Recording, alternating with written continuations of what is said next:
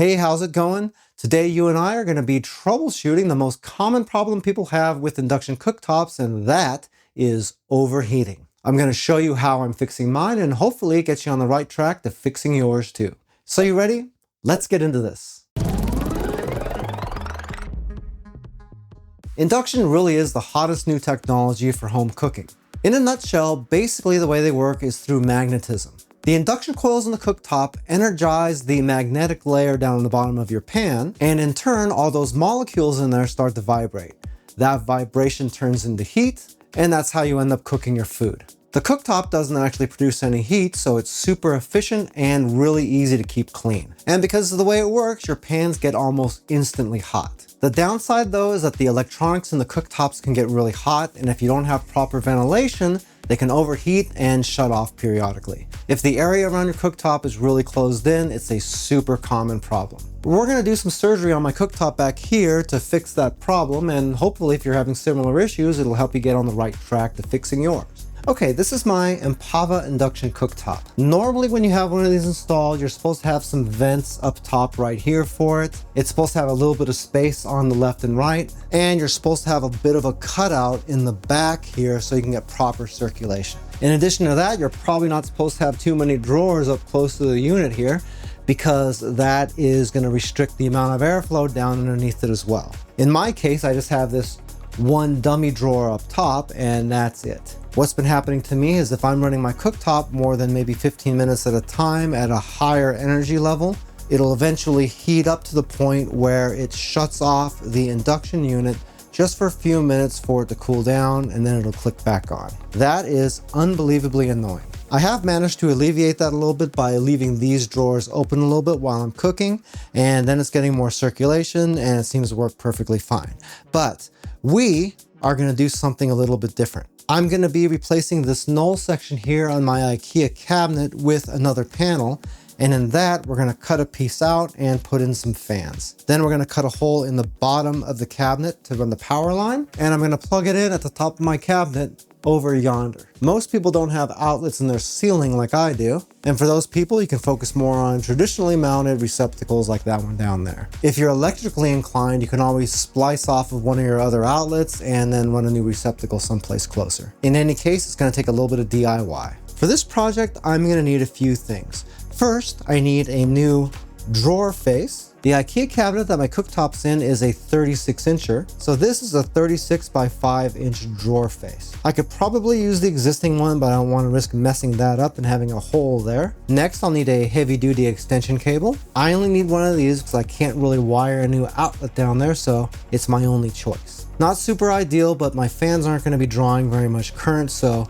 we're not really in any danger of burning anything down. Finally, I bought this. This is a rack cooling fan system that you might see at a corporation where they have their network closet. You use these things to keep the routers and switches and stuff cool. In our case, we're going to use it to keep our induction cooktop cool. It's got 4 different fans in here. It's got a thing to plug in the power. You can use the extension thing here to daisy chain these if you got more than one. And it's got a thing for a probe here also that comes in the box that can be mounted really close to the cooktop, so I can at least get some pretty decent external temperature measurements on that. Pretty neat stuff, huh?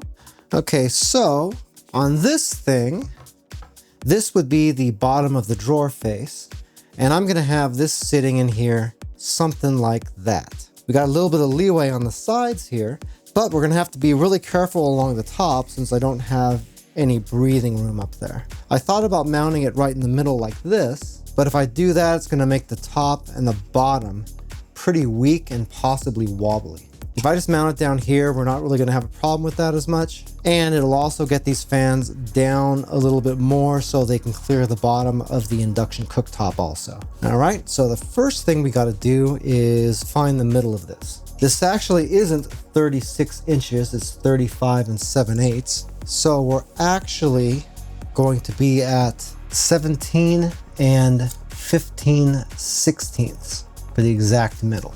This thing is going to make it pretty easy because there is a screw right here exactly halfway through. And I've already measured that out, so I know that is the halfway point. So all I got to do here is just line this up right with the middle of my line there, and I can mark off the ends for this. For the sides, we don't even have to be exactly perfect because we've got a little bit of forgiveness there. Then all we really need to do is turn this upside down and line this back up again, making sure it doesn't go over the edge. And then from there, we know exactly how high we need to cut. I don't recommend doing this in pen. You're probably gonna wanna do it in pencil. I'm gonna do that right now and I'll be right back. So I'm just gonna hold this here so this doesn't move on me. I'm gonna draw a quick line here.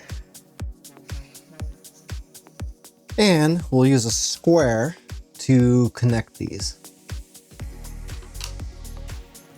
And once we have that, we can cut this sucker out with a jigsaw. I'm gonna do that really quick and I'll be right back. Okay. Got that shape cut out.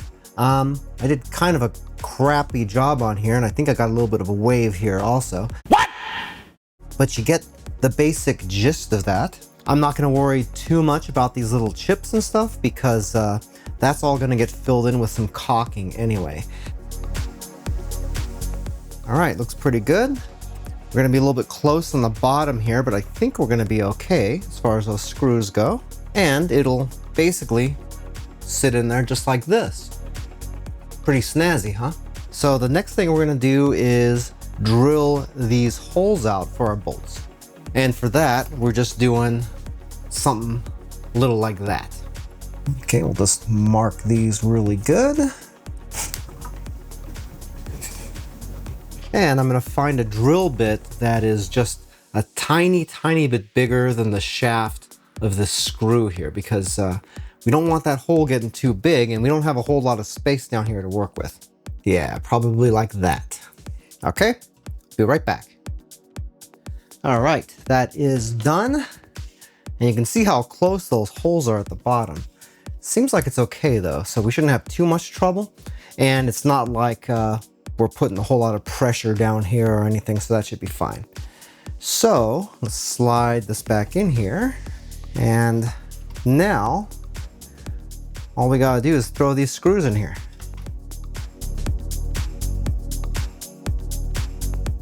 Okay, this part is ready to go. I'm gonna do the caulking on this last after we get done.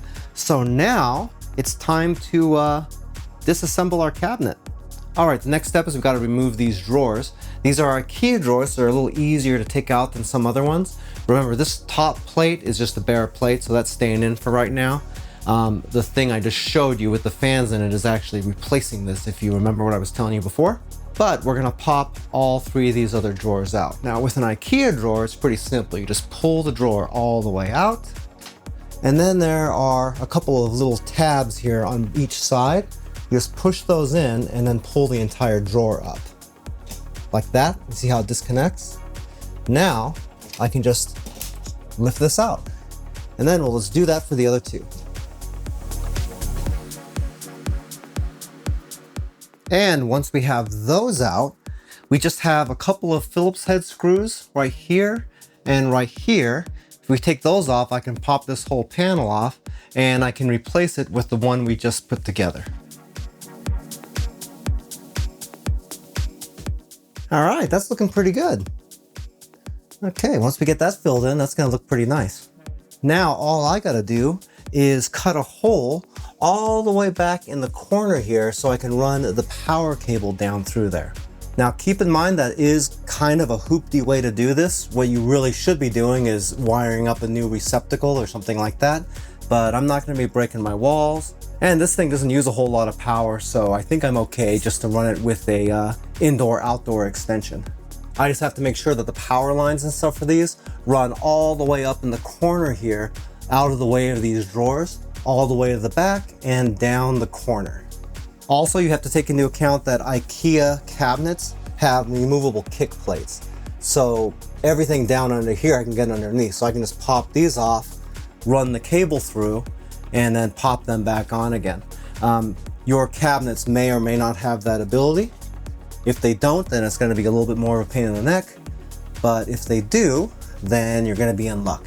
Hey, by the way, if this is your first time here and you want to learn some cool new recipes, get some great cooking tips and tricks and all sorts of other kitchen related things, then start now by subscribing to the channel and clicking the notification bell so you never miss a thing. Okay, that's all wired up. Let's see how this works.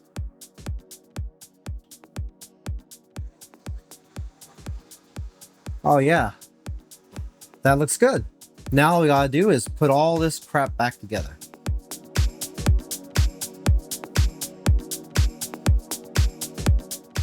All right, all we got left now is to put that caulking in here just as a finishing touch. And bear with me, I kind of suck at this. The good thing about silicone caulking is if you mess it up, you can always wipe it off and do it over again.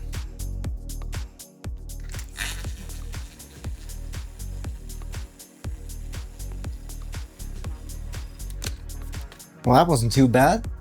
All I gotta do is clean this up a little bit now. In fact, that is a pretty big bead. I think I'm just gonna squish it down in there.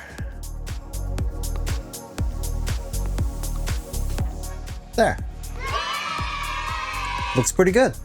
That for me worked out absolutely fantastic. Before I got started, I thought it was gonna look totally ugly, but it turned out looking pretty high tech, so that's a big plus. If you're having similar issues, then I'm sure this is gonna help quite a bit. Hey, Joe's Phenomenal now has channel memberships. For most people, you can see a join button down below the video window that you can click and see what type of perks I'm offering. If you're using an iOS device, you might not be able to see it, and if that's the case, I do have a link down in the description of the video as well. If you like this video, then I bet you like this playlist right here that has all of my how-to and troubleshooting type content in it. You might want to peek in there because I'm sure there's at least one other thing that's been annoying you that you might find an answer for. Well, that's it for now. I hope to see you back again here really soon. And until that time, I'm Joe, and I hope you have a phenomenal day. Take it easy.